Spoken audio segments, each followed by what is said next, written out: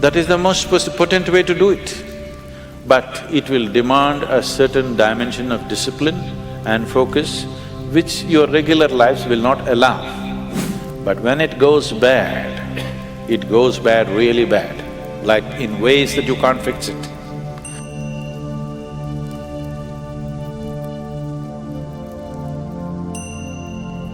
Kundalini yoga in its essence is the most dangerous form of yoga. I'm saying dangerous because it's the most potent also. What is most potent is always the most dangerous, if improperly handled. There are various kinds of energy in the world right now. Even the electricity is being produced in so many different ways. One of the ways that we do it is through nuclear reactions, nuclear reactors rather.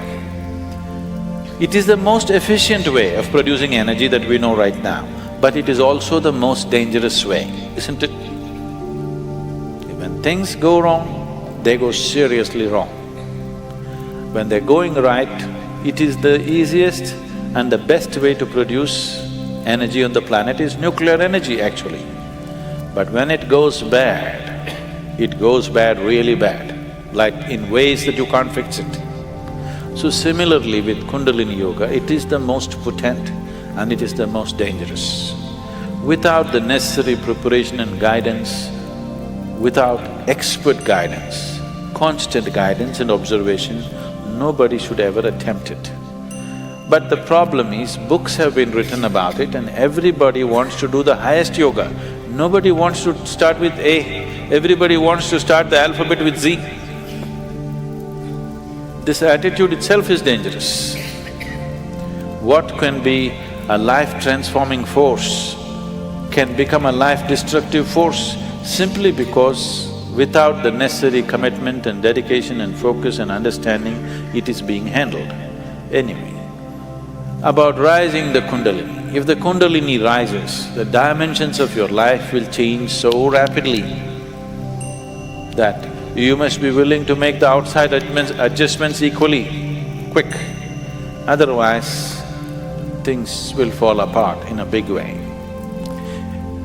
In the classical yogic traditions, there is a certain type of yoga we teach for people who live in family situations. There is a certain other type of yoga we teach for ascetics.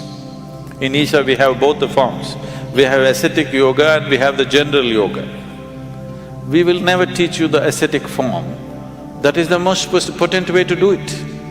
But it will demand a certain dimension of discipline and focus which your regular lives will not allow. If you do that kind of yoga, it will dismantle your outside life instantly. Now this yoga is not designed to dismantle your life, this yoga is designed to make your life happen better. When life happens better, when things happen better, you make more money, your business is going better, your profession is happening better, your generally, unfortunately, your longing to seek the higher becomes slower. Yes? So in the real sense, it is not the good way to do it, but it's the only way it works in today's world. And it's the only way it works for majority of the people. For a small number of people, we can do it other ways.